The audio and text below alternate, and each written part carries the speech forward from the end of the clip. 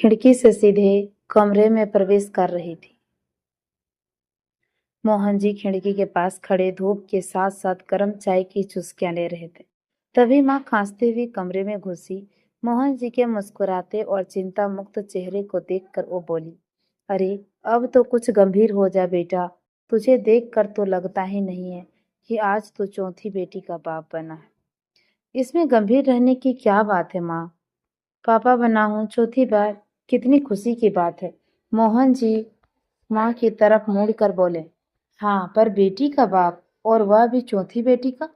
इस बार तो पूरी उम्मीद थी कि पोता ही होगा। कौन से देवता के चरणों में माथा नहीं टेका, कौन सी मनौती नहीं मांगी। व्रत दान तीर्थ पूजा पाठ सब कुछ बेकार गया। न जाने देवी देवता हमसे क्यों नाराज है। हमारा खानदान ना तो आगे बढ़ पाएगा और ना ही मेरे लड़के को। इससे पहले कि माँ आगे कुछ और बोलती, मोहन जी का चेहरा गुस्से से तमतमा उठा। वही पुराना राग, पोता पोता पोता। तुम्हारी इन्हीं अंधविश्वासों बातों की वजह से मैं किसी भी बेटी के पैदा होने पर खुशी नहीं मना पाता। घर का माहौल खराब कर देती हैं आप, इन घटिया और ओझिल बातों को बार बार सुनाकर। ऐसी हरकतें करने लगती है कि आप मानो कोई पहाड़ टूट गया हो आप पर। पोता चाहिए था आपको, नहीं हुआ, पोती हुई, बस बात खत्म। माँ पर इन सब बातों का कोई फर्क नहीं पड़ा। वे और भी ऊंचे स्वर में बोली, अरे तुझे क्या, बाहर आस पड़ोस की मेरी उम्र की सारी औरतें मुझे चार बातें सुनाती है। सभी के एक ना एक पोता जरूर है। मेरा इकलौता बेटा बेसहारा ही रहेगा। बुढ़ापे में कोई दो रोटी देने वाला भी नहीं रहेगा। बस माँ बहुत हो गया। आज कितनी खुशी का दिन है। कम से कम आज के दिन तो मेरा दिमाग खराब मत करो। और जो औरतें तुमसे अनाप शनाप बातें करती है, उनसे कहना कि अगर उनमें हिम्मत है तो आकर मेरे सामने ये बातें कहें। मैं उन्हें उनकी औकात याद दिला दूंगा। बेटियां मेरी है, उन्हें क्या परेशानी है। तभी बड़ी बेटी भक्ति खुशी से झूमते हुए वहां आई और चमकते हुए बोली, दादी मैंने अपनी सारी फ्रेंड्स को बता दिया है कि मेरी छोटी बहन हुई है। मैं फिर से दीदी बन गई हूँ। हाँ हाँ, एक और भवानी आ गई है। जाओ जाकर अपनी छाती से लगाकर भेंट कर लो। दादी ने ऐसा कहा। बच्चे से ठीक से बात किया करो माँ। मोहन जी चाय का कप जमीन पर फेंकते हुए बोले और भक्ति का हाथ पकड़कर बड़बड़ाते हुए रागिनी के पास पहुंचे। वह कुछ घंटों पहले पैदा हुई बेटी को लेकर रो पड़ रही थी। यह क्या रागिनी, तुम भी ना इतनी एजुकेटेड हो फिर भी बिल्कुल पिछड़ी सोच वाली हो। माँ के बारे में तो पता था कि तुम्हें अगर बेटी हुई तो वे ऐसा ही करेगी। तुम्हें मानसिक रूप से तैयार रहना चाहिए था। चलो पोछो ये आंसू। मोहन जी रागिनी का सिर सहलाते हुए बोले, मैं जरा सी खुशी देने लायक भी नहीं रही। ना माँ जी को ना आपको, एक बेटे तक नहीं दे पाई आपको। मुझे माफ कर दीजिए। कैसी बातें कर रही हो रागिनी? मैंने आज तक कभी तुम्हें ऐसा एहसास होने दिया है क्या कि मुझे बेटा ही चाहिए? मैं उन सब के मुंह पर ताला लगाऊंगा जो हमें बेटियों के माँ बाप होने का ताना कस रहे हैं। एक दिन ये सभी अपने कहें पर पछताएंगे। तुम देखना, मैं अपनी बेटियों को शिक्षा संस्कार और व्यवहार में खूब काबिल बनाऊंगा। पड़ोस रिश्तेदार जो तुम्हें बेटी होने पर ताने देते हैं, वे कल हमारी बेटी के नाम की मिसाल देंगे। सच कर रहे हैं आप? रागिनी आंसू पोंछते हुए बोलती है। हाँ रागिनी। अच्छा, इसका कोई नाम सोचा है आपने? हाँ, वह तो इसके पैदा होने से पहले ही सोच लिया था। अच्छा, क्या नाम है जरा बताइए। रीति अच्छा नाम है ना? चारों बेटियों के नाम एक जैसा रहेगा। बड़ी का भक्ति, दूसरी का दीप्ति, तीसरी का नीति और चौथी का रीति। आनी कहो तो भक्ति, दीप्ति, नीति और रीति कैसा लगा? बहुत अच्छा लगा, कहकर रागिनी मोहन जी से लिपट गई। समय तेजी से बीत रहा था। मोहन जी और रागिनी अपने बच्चों को लाड़ प्यार से पाल रहे थे। चारों बहनों में हमेशा लड़ाई होती रहती थी। मम्मी पापा को अपने पास कौन रखेगा? भक्ति कहती, मैं बड़ी हूँ, इस नाते मम्मी पापा की जिम्मेदारी मेरी होगी। बुढ़ापे में मैं उनका सहारा बनूंगी। तुम तीनों अपने अपने काम से काम रखना, समझ गई? इस पर दीप्ति, रीति और नीति तीनों एक साथ बड़ी बहन पर चिल्ला उठती। मम्मी पापा सिर्फ तुम्हारे ही हैं क्या? अक्सर चारों बहनें इसी बात पर झगड़ा करती रहती। मोहन जी इस समस्या का समाधान निकालते हुए कहते हैं कि झगड़ा मत करो आपस में, हम दोनों तुम चारों के ससुराल में 3-3 महीने रहेंगे, ना किसी के यहाँ ज़्यादा और ना किसी के यहाँ कम। अब ठीक है ना? तब चारों बोलती है, हाँ अब ठीक है। मोहन जी और रागिनी को चारों बेटियों को अपने लिए आपस में लड़ता देखकर अपार सुख मिलता था। मोहन जी ने अपनी माँ से पूछा, क्यों माँ, क्या तुमने कभी यही कहीं बेटों को ये बात आपस में लड़ते देखा है? अगर वे लड़ते भी हैं तो सिर्फ अपने लिए, अपने माँ बाप के लिए नहीं। माँ गहरी सांस लेती हुई बोली, बेटा देखा तो नहीं है, पर ऊँट किस करवट बैठेगा यह अभी पता नहीं। जिंदगी कब कहाँ किस मोड़ पर ले जाए पता नहीं। बेटा तुझे खुश देखकर तो तसल्ली हो रही है। मैं चाहती हूँ कि जो इन बेटियों के मुंह से निकल रहा है वही हो। मैं तो बस यही चाहती हूँ कि मेरे मरने के बाद भी मैं तुम्हें खुश देख सकूं। पर याद रखना बेटा, घने अंधेरे में अपना साया भी साथ छोड़ देता है। कुछ समय बाद ही माँ अपने दिल में पोता खिलाने का अरमान लिए इस दुनिया से चल बसी। चौथी बेटी रिद्धि को ससुराल विदा करने के बाद रागिनी भी कैंसर जैसी खतरनाक बीमारियों से लंबे समय तक जूझने के बाद मोहन जी को हमेशा के लिए अलविदा कहकर चली गई। चारों बेटियों की शादी में घर गृहस्थी के सामान गहने सब कुछ चले गए। बचपन में किए गए अपने वादों के मुताबिक भक्ति ने अपने पापा को अपने पास बुला लिया। पर अपनी सास और जेठानी के रोज रोज के तानों के कारण उसने पिता के सामने अपने हाथ खड़े कर दिए। एक सुबह सास का कर्कश स्वर मोहन जी के कानों में पड़ा, कैसे कैसे भैया लोग पड़े हैं इस दुनिया में, एक बार कहीं पांव जमा लेंगे तो आगे बढ़ने का नाम ही नहीं लेते। अरे मेहमान तो मेहमान की तरह ही रहना चाहिए, आए 2-4 दिन रहें, खाया पिया और चले गए तो ठीक ठीक लगता है। सास की राह पर भक्ति की जेठानी ने भी उनके सुर में सुर मिलाकर कहा, पता नहीं माँ जी कैसे लोग बेटियों के ससुराल में रहकर सुबह शाम का निवाला ठूसते हैं। मेरे भी पापा आते हैं, चाय नाश्ता ही कितने संकोच से करते हैं। वे तो कहते हैं कि मेरे लिए बेटी का ससुराल का पानी पीना भी पाप है। अगर कुछ खाया पिया तो उनका 10 गुना देकर जाते हैं। कपड़े हो, पैसे हो या गहने, सब कुछ देकर जाते हैं। मेरे पापा को कभी मेरे यहाँ इस तरह रहने का नौबत आएगी तो मैं उससे पहले चुल्लू भर पानी में डूब मरूंगी। मोहन जी अपमान और उपेक्षा से तड़प उठे। सामने भक्ति आंखों में आंसू भरे खड़ी थी। उसके हाथ में पापा का बैग था। वह बैग मोहन जी को पकड़ाते हुए बोली, पापा अब मुझसे आपकी यह बेइज्जती नहीं देखी जाती। हर दिन हर रात में घुट घुट कर तड़प रही हूँ। ये लोग मुझे गालियां दे, मारे पीटे, ताने दे, मैं सब बर्दाश्त कर सकती हूँ, पर आपका अपमान नहीं सह सकती हूँ। मैंने दीप्ति को फोन कर दिया है, आप उनके यहाँ चले जाइए। मोहन जी ने अपने हाथ में बैग लेकर भक्ति के सिर पर हाथ फेरते हुए सदा खुश रहो कहा और तेजी से बाहर निकल गए। दीप्ति के घर पहुंचने पर उन्हें लगा कि मानो यहाँ भूचाल आ गया हो। दीप्ति के ससुर चिड़ियों को चावल के दाने डाल रहे थे।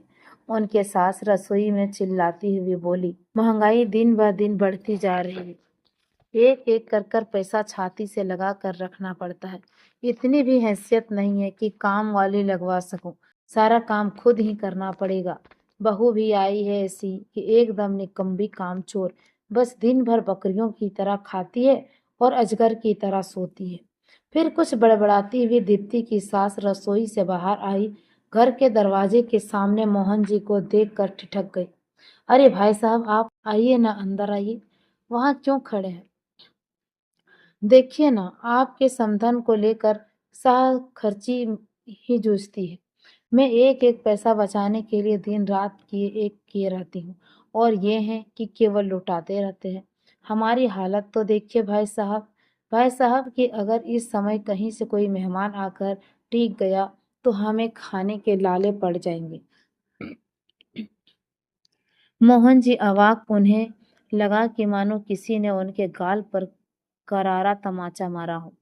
चाय पानी पूछने के बजाय दीप्ति की सास ने सीधे सीधे मोहन जी से पूछा कि वैसे कितने दिनों तक रहेंगे आप यहाँ? व्यवस्था करनी पड़ेगी ना। मोहन जी घबरा उठे, कांपते स्वर में बोले, नहीं नहीं समधन जी, मैं यहाँ रुकने थोड़े ही आया हूँ। भक्ति के यहाँ से आ रहा था, सोचा दीप्ति के भी हाल चाल लेता चलूं। अच्छा अच्छा, कहकर उन्होंने सुकून भरी सांस ली। अब उनकी बातों में नरमी आ गई। उन्होंने दीप्ति से कहा, देखो बेटा, तुम्हारे पापा आधे घंटे के लिए आए हैं। चाय पानी नाश्ता अच्छे से करा देना, चाहे तो खाना भी पैक कर देना। अच्छा भाई साहब, मैं चलती हूँ, बहुत काम पड़ा है। आप थोड़ी ही देर के लिए आए हैं, बेटी से मिल लीजिए। मैं क्यों फालतू में आपसे बातें करके आपका समय बर्बाद करूं। हंसती हुए वहां से निकल गई। कितनी जहरीली हंसी है इस औरत की। दीप्ति की सास भी भक्ति की सास की तरह बेतमीज निकली। बड़ी बदतमीज औरत है, हमेशा काट खाने को तैयार। ना जाने कैसे रहती है मेरी बेटी इसके साथ। बेचारी पूरे दिन चक्कर घिन्नी की तरह नाचती है, पूरे घर का काम करती है। कैसी स्वस्थ हड्डी निकल गई है इसकी। जब मैंने अपनी बेटी को विदा की थी, आज केवल हड्डियों का ढांचा रह गया है।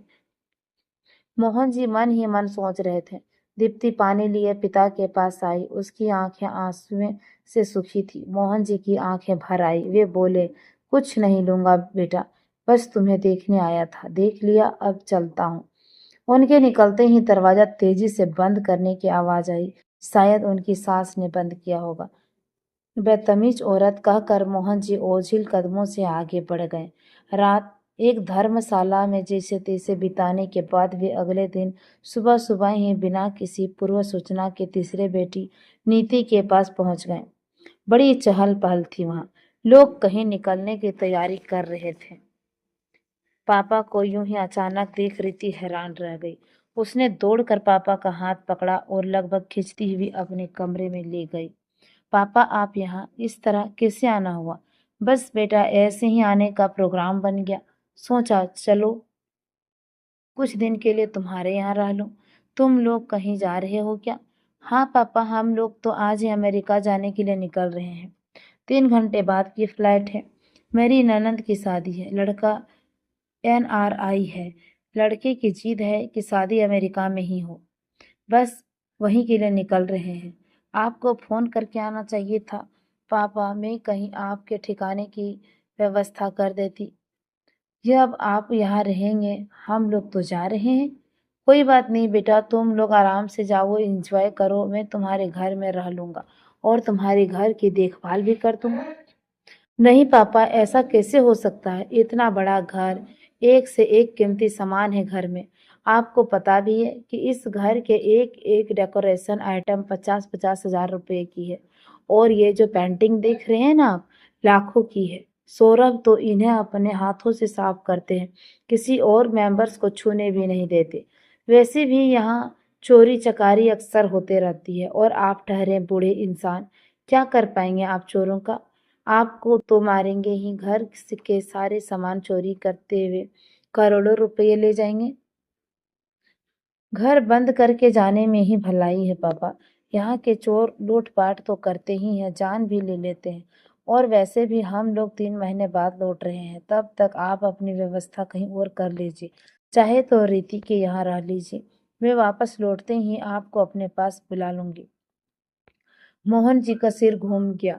यह वही नीति है जो सबसे ज्यादा मम्मी पापा के लिए लड़ती थी। ससुराल में बस सबके बड़ा वाला कमरा में मम्मी पापा को दूंगी, सास ससुर को घर से निकाल दूंगी, पर मम्मी पापा को कहीं नहीं जाने दूंगी। और आज पापा से कहीं ज्यादा कीमती घर और घर के निर्जीव सामान हो गए हैं। इसी नीति की शादी में घर गिरवी रख दिया था। किसी कीमत पर इंजीनियरिंग लड़के को अपना दामाद बनाना चाहते थे, चाहे कितना भी दहेज देना पड़े। थके और लड़खड़ाते कदमों से वे बाहर आ गए। बड़ी उम्मीद और आशा के साथ वे रीति के घर पहुंचे। कम से कम उन्हें यहाँ तो एक कोने में जगह मिल जाएगी। उनकी सबसे छोटी बेटी, सबसे लाडली बेटी उन्हें निराश तो नहीं होने देगी। पापा, आपको जब तक यहाँ रहना है रह सकते हैं, पर आपके रहते विवेक यहाँ नहीं रह सकते। मोहन जी यह सुनकर अवाक रह गए। उनका दिल तेजी से धड़कने लगा। पर क्यों बेटी? पापा, आपने जो उनका अपमान किया है था, वे अब तक भूल नहीं पाए हैं। मोहन जी को याद आया कि रीति ने तो प्रेम विवाह किया है, जिसे मोहन जी ने कभी स्वीकार नहीं किया था। विवेक को दामाद जैसा प्यार और सम्मान देने की बात तो दूर, कभी सीधे मुंह बात तक नहीं की थी मोहन जी ने। पत्नी रागिनी से रिश्तेदारों और पड़ोसियों के कहने पर दोनों की शादी तो करवा दी गई थी, पर किसी रस्म में शामिल होने से इनकार कर दिया था। मोहन जी लंबी गहरी सांस लेते हुए बोले, नहीं बेटा, मैं चलता हूँ। मैं तुम दोनों के बीच कोई तनाव नहीं पैदा करना चाहता, पर जाते जाते एक बात जरूर पूछना चाहूंगा कि बेटी, बचपन में तो तुम चारों मेरे और अपनी माँ के लिए बहुत लड़ते थे कि हमें सहारा दोगे, बुढ़ापे की लाठी बनोगे, और आज तुम में से किसी ने भी हिम्मत नहीं की कि अपने बाप को अपने घर में थोड़ी सी जगह दे सको। रीति के मन में शायद बहुत दिनों से कोई गुबार भरा था। बिना एक पल की देरी किए तपाक से थोड़े ऊंचे स्वर में बोली, कहते तो आप भी थे हमेशा कि मैं अपनी बेटियों को कार में विदा करूंगा, बड़े घरों में जाएगी, मेरी बेटियां रानी की तरह ठाठ से रहेगी। क्या हुआ आपका वादा? हमने जो कहा था वह तो बचपना थी, हंसी खेल लड़ाई ने कह दिए थे, पर आप तो समझदार थे। जो कहते थे वह कर पाने की हिम्मत थी आप में। सबसे ज्यादा दहेज तो आपने नीति दीदी को दिया। वह तो अच्छा हुआ कि मैंने लव मैरिज की, वरना दीदी की तरह सास जेठानी की गालियां और ताने सुनते दिन बीतता मेरा। या फिर दीप्ति दीदी की तरह अच्छा खाने और पहनने को तरस जाती। मोहन जी को मानो सांप सूंघ गया था। काटो तो खून नहीं। उन्हें ऐसा प्रतीत होने लगा कि मानो पूरी दुनिया का अंधकार सिमट कर उनकी आंखों के सामने आ गया हो। अच्छा हुआ रागिनी कि यह सब देखने से पहले ही मर गई। उनका मन किया कि फूट फूट कर रोएं, जोर जोर से चिल्लाएं, मगर यह सब करने का क्या फायदा था? ना तो कोई उनके आंसू पोंछने वाला है और ना ही कोई उन्हें सुनने वाला था। आज उनका विश्वास झूठा साबित हुआ। बेटियों के बाप का गर्व चकनाचूर हो गया। रागिनी का रोना, माँ के ताने, पड़ोसी रिश्तेदारों के व्यंग, सब सच हो गए। माँ ने ठीक ही कहा था कि जिंदगी कब कहाँ किस मोड़ पर ले जाए पता नहीं। घने अंधेरे में अपना साया भी साथ छोड़ देता है। इतने वर्षों में आज पहली बार मोहन जी को बेटा ना होने का कसक हुई। उनका कलेजा जैसे छन्नी हो गया। आज मोहन जी झूठे साबित हो गए थे। आज उन्हें आभास हुआ कि जीवन की किसी मरीचिका में जी रहे थे। उनकी चारों बेटियां चार गहरी खाइयां नजर आने लगी थी। हर तरफ गहन अंधकार का सबसे दुखद अध्याय उनके सामने आ गया था। अब इससे बुरा क्या हो सकता है? उनके चारों तरफ भीड़ ही भीड़ जमा हो गया था। उनके सामने सारी दुनिया जैसे घूमने लगी। वे गस खाकर नीचे गिर पड़े। होश आने पर देखा कि लोग उन पर पानी का छिटक मार रहे थे। उनके चारों तरफ बड़ी भीड़ जमा थी। उनमें से एक बच्चे ने पूछा, अंकल जी क्या हुआ आपको? मैंने कहा, कुछ नहीं बेटा, ऐसे ही चक्कर आ गया। कौन है आप? कहाँ से आए हैं? आपको कहाँ जाना है? तो मोहन जी ने गहरी सांस लेकर कहा, मुझे किसी वृद्धा आश्रम पहुंचा दे बेटा, तेरा बड़ा भला होगा। तो दोस्तों, अगर आप चैनल पर नए हैं तो प्लीज चैनल को सब्सक्राइब कर लें। मुझे उम्मीद करती हूँ कि आपको ये स्टोरी बहुत ज्यादा पसंद आया होगा। और इस कहानी से हमें ये भी सीख मिलती है कि हमें अपने बेटों के लिए बड़े घरों, आप धनी घरों में विवाह करने की जरूरत नहीं है। उसमें उसे दहेज देने की जरूरत नहीं है, बल्कि लड़कियों के नाम पर कुछ जमीन खरीदें, उनके नाम पर कुछ पैसे रख दें। तो इससे क्या होगा कि लड़कियों का अपना अधिकार रहेगा, लड़कियां भी खुश रहेगी और आप भी खुश रहेंगे और हम सभी खुश रहेंगे। मैं उम्मीद करती हूँ कि आपको बहुत ज्यादा स्टोरी पसंद आया होगा। तो हम आपसे फिर मिलेंगे एक ऐसे ही दिलचस्प फैमिली स्टोरी के साथ। तब तक के लिए